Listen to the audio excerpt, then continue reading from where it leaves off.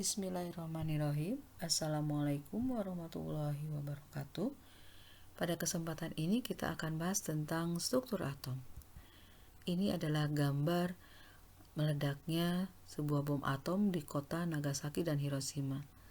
Sebegitu dahsyatnya sehingga kita perlu tahu apa struktur dari suatu atom. Teori atom modern diawali dengan teori atom Dalton. Tahun 1808, John Dalton mengemukakan bahwa materi itu disusun oleh partikel terkecil yang tidak dapat dibagi lagi, yang dia sebut dengan istilah atom. Diambil dari dua kata, a dengan tomos. A artinya tidak, tomos artinya terbagi. Dia menggambarkan teori atomnya dengan sebuah bola pejal. Tapi ternyata teori atom Dalton ini tidak bisa menjelaskan tentang efek kelistrikan dari suatu materi, menunjukkan bahwa teori ini masih banyak kekurangan. Dan kemudian tahun 1898, Joseph John Thomson menemukan suatu partikel yang terdapat di dalam suatu atom berdasarkan percobaannya. Nanti silakan kalian cari percobaan apa yang dilakukan oleh Thomson sehingga dia bisa menemukan partikel elektron di dalam suatu atom. Dengan menemukannya elektron ini, maka tahun 1904 Thomson mengemukakan teori atomnya yang dia sebut dengan model atom Rotkismus. Ini adalah istilah yang biasa ada di dalam buku-buku paket untuk menggambarkan teori atom Thomson, karena dia mengatakan bahwa atom itu partikel bermuatan positif dan di dalamnya tersebar partikel bermuatan negatif yang disebut dengan elektron. Model atom Rotkismus ini kalau di kita mungkin bisa dianalogikan juga dengan onde-onde ya. Jadi wijennya kita anggap sebagai elektronnya, sedangkan ondenya sendiri itu adalah partikel atom yang bermuatan positif. Dan teori atom Thomson ini juga banyak kekurangannya, ada kelemahannya. Nanti silakan kalian cari tahu apa kelebihan dan kekurangan dari setiap teori yang Ibu bahas kali ini. Kemudian tahun 1910, Ernest Rutherford itu dia membuat suatu percobaan, yaitu menembakkan sinar alfa terhadap suatu lempeng emas yang tipis. Nah, di sini ternyata dia menemukan 3 jenis sinar yang dipantulkan dari hasil penembakan sinar alfa tersebut. Sinar alfa ini adalah suatu sinar radioaktif yang bermuatan positif. Sinar yang pertama itu ternyata sinar yang diteruskan dan jumlahnya sangat banyak. Jika ada sinar melewati suatu partikel atom, dan sinar itu diteruskan, itu bisa diambil kesimpulan bahwa atom itu merupakan ruangan yang hampa atau ruang kosong. Kemudian yang kedua ada sinar yang dipantulkan, jumlahnya tidak terlalu banyak, dan ini menunjukkan bahwa sinar itu menumbuk sesuatu yang keras di dalam atom tersebut. Dan kemudian oleh Ernest Rutherford diberi nama dengan istilah inti atom sebagai pusat atom. Dan pusat atom itu adalah pusat massa dari atom tersebut. Yang ketiga, ternyata ada sinar yang dibelokkan. Karena alfa itu adalah sinar positif, artinya dia menganggap bahwa inti atom itu adalah partikel yang bermuatan positif. Kita bisa gambarkan atau analogikan jika magnet positif didekatkan dengan magnet positif, maka dia tidak akan tarik-menarik tetapi akan berbalik arah. Itu yang dikemukakan dan disimpulkan oleh Ernest Rutherford dari hasil percobaannya. Dari sini dia kemudian membuat suatu teori atom. Setelah Rutherford menemukan inti atom, maka kemudian E. Goldstein itu menemukan bahwa muatan positif yang ada di dalam inti atom itu adalah partikel proton. Oleh karena itu, dengan munculnya dua partikel yang ditemukan, maka atom Rutherford itu mengemukakan seperti menggambarkan perputaran planet yang mengelilingi matahari.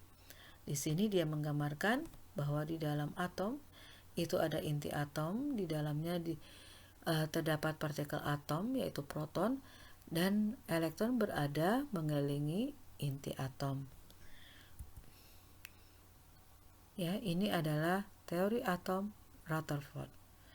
Kemudian dari teori atom Rutherford ini muncullah para ahli kemudian menemukan partikel lain yang berada di dalam inti atom. Karena menurut Maxwell, kalau di tengahnya ada proton bermuatan positif, kemudian elektron bergerak mengelilingi muatan positif, maka suatu saat elektron ini akan terus berputar dan dia akan tertarik dan jatuh ke dalam inti atom, sehingga orbit dari elektron ini nanti lama-kelamaan akan membentuk spiral, ya. Tapi ternyata kenyataannya bahwa atom itu bersifat stabil. Itu menunjukkan bahwa teori Maxwell itu adalah keliru atau salah, sehingga seorang ahli yaitu James Chadwick kemudian dia melakukan penelitian dan ternyata dia bisa menemukan bahwa di dalam inti atom itu tidak hanya ada proton tetapi juga ada partikel lain yang tidak bermuatan yang fungsinya ternyata sebagai penyekat atau penghalang interaksi antara muatan negatif elektron dengan muatan positif dari si proton, dan dia sebut itu dengan neutron atau partikel yang tidak bermuatan.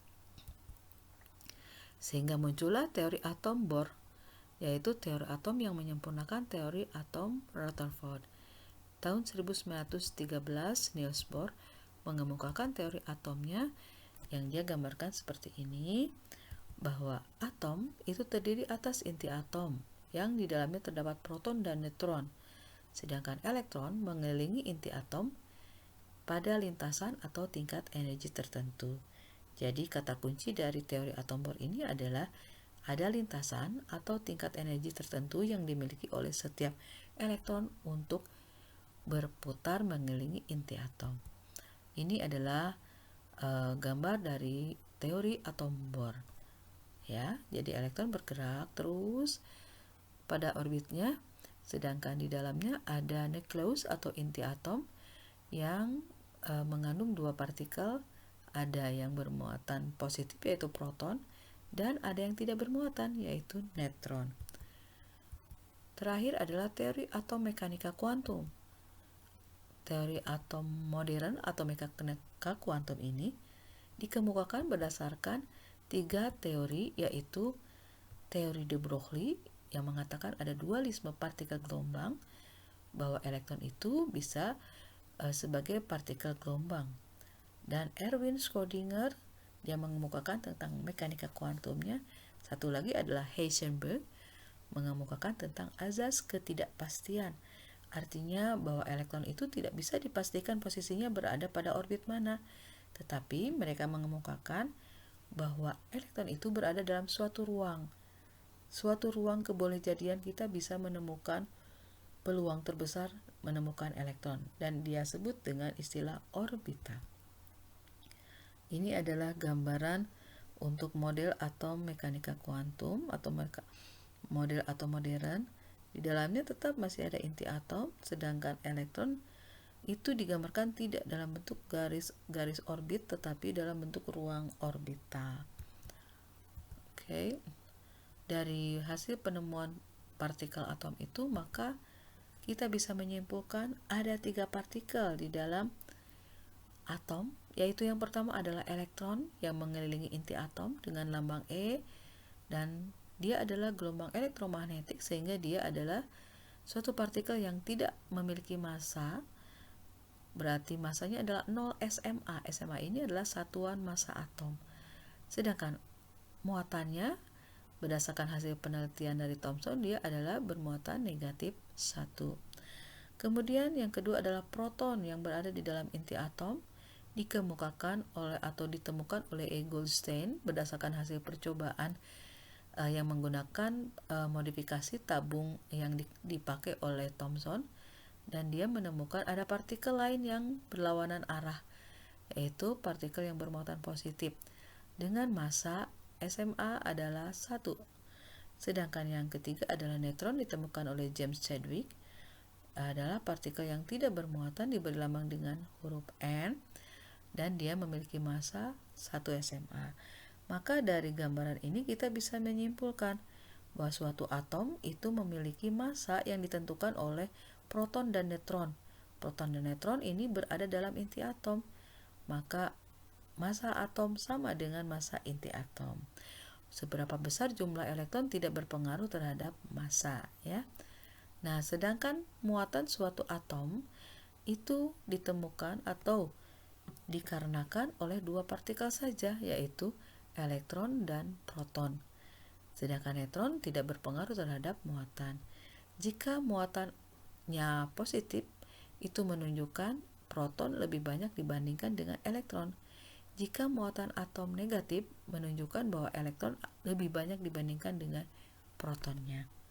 Nah, dari sini maka kita bisa menentukan berapa jumlah proton, berapa jumlah neutron dan elektron di dalam suatu atom. Kita pahami cara menggambarkan notasi atom. X ini menunjukkan lambang unsur atau tanda atom. Kemudian di atasnya nanti kita tuliskan dengan suatu angka yang diberi lambang dengan A, di bawahnya dengan Z. X ini misalnya untuk hidrogen berarti tanda atomnya adalah H. Untuk besi tanda atomnya berarti Fe, ya. Jadi X ini adalah sebagai lambang unsur secara umum. A itu menunjukkan nomor massa. Massa suatu atom tadi kita sudah bahas ditunjukkan atau sama dengan massa inti atom. Massa inti atom di dalamnya ada proton dan neutron. Maka untuk menentukan massa atom kita tinggal menjumlahkan P dengan N. Sedangkan Z itu adalah nomor atom. Nomor atom itu sama dengan jumlah proton. Atom itu ada 3 jenis. Ada yang bermuatan positif, ada yang bermuatan negatif, dan ada juga yang tidak bermuatan. Untuk atom netral atau tidak bermuatan, maka jumlah proton tetap kita lihat dari jumlah Z. Sedangkan elektron tentu saja sama karena netral, kan? Nah, untuk neutron, karena A itu adalah proton dan neutron, berarti kita bisa mencarinya dari sini, dari neutron. Maka untuk menentukan jumlah neutron adalah A dikurangi proton. Sedangkan proton itu ditunjukkan dengan Z, berarti rumusnya adalah A dikurangi Z. Bagaimana dengan ion negatif? Ion negatif jumlah protonnya tetap Z, kita lihatnya dari angka yang di bawah. Terus neutronnya berarti sama, A dikurangi Z. Sedangkan elektron, karena dia negatif berarti jumlah elektron lebih banyak dibandingkan proton, dan dirumuskan dengan Z ditambah muatan. Misalnya K positif 1, maka muatannya adalah positif 1. Sehingga untuk menentukan jumlah elektronnya tinggal dilihat angka Z-nya berapa ditambah dengan muatan tersebut. Nah, untuk ion negatif untuk ion yang satu lagi adalah ion positif. Berarti jumlah proton itu lebih banyak dibandingkan dengan jumlah elektron. Protonnya Z, kemudian neutronnya A kurangi Z, sedangkan elektronnya kebalikan dari ion negatif, berarti Z dikurangi muatan. Baik, kita akan lanjut dengan contoh soalnya, bagaimana cara kita menentukan jumlah proton, neutron, elektron. Di sini Ibu sudah tampilkan ada 3 notasi atom, yang satu netral yaitu X, kemudian ada yang bermuatan positif 3, dan ada yang bermuatan negatif 1. Kita awali dengan menentukan proton pada X. Protonnya berarti tinggal dilihat dari Z-nya 12, berarti ada 12. Elektronnya karena dia netral berarti proton sama dengan elektron, sedangkan neutron berarti A dikurangi Z. Ya, bisa dipahami ya. Nah, untuk ion positif, protonnya tetap sama. Kita lihat yang angka bawah. Kemudian elektron, kenapa 10? 3 plus berarti protonnya lebih banyak dibandingkan elektron. Selisihnya 3, maka elektronnya pasti 10 ya. Yaitu 13 dikurangi 3. Sedangkan neutron sama, rumusnya A dikurangi Z. Berarti 14. Nah, untuk ion negatif Z berarti protonnya sama 17, elektronnya 18. Ini negatif 1 artinya. berarti elektronnya selisih 1 dibandingkan proton. Elektron lebih banyak karena dia bermuatan negatif.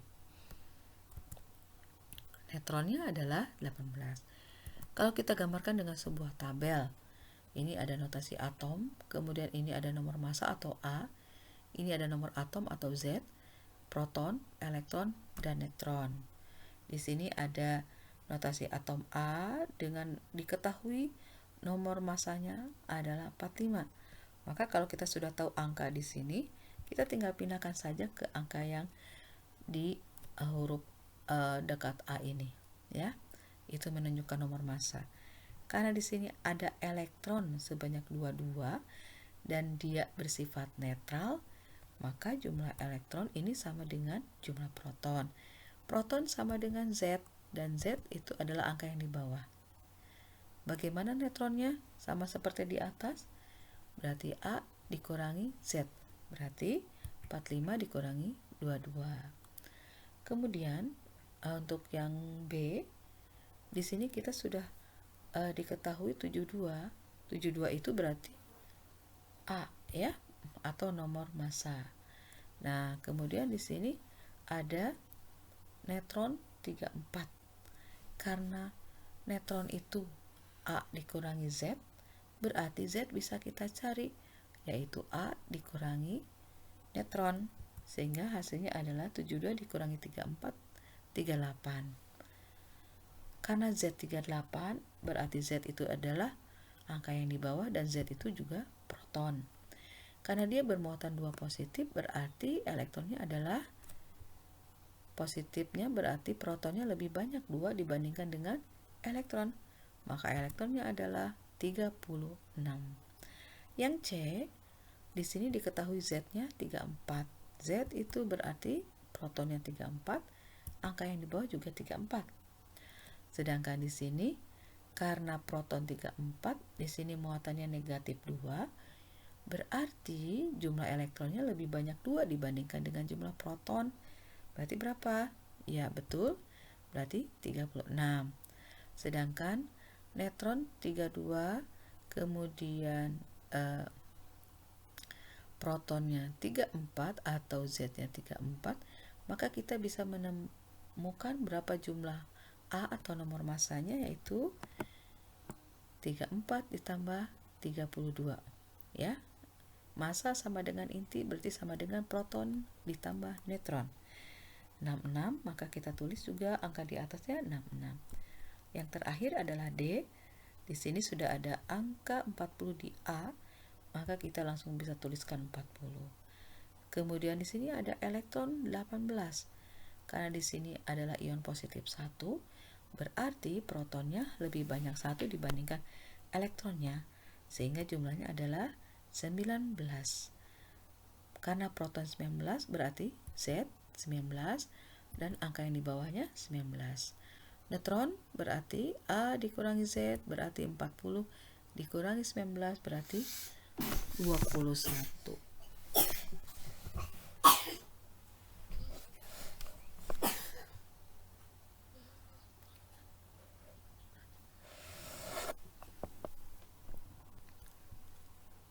Yang berikutnya adalah isotop.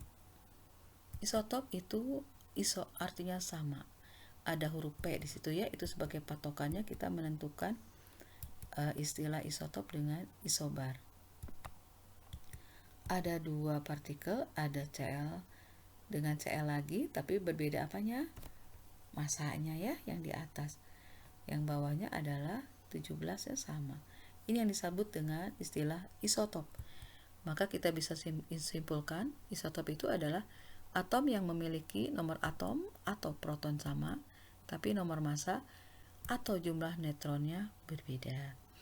Kemudian ada lagi isobar. Apanya yang sama sih? Kita lihat contohnya. S dengan Cl 35, ya. Jadi yang sama apanya? Nomor massa. Apa yang berbeda? Nomor atom. Nomor atom sama dengan proton. Yang ketiga adalah isoton. Ada huruf N di depannya.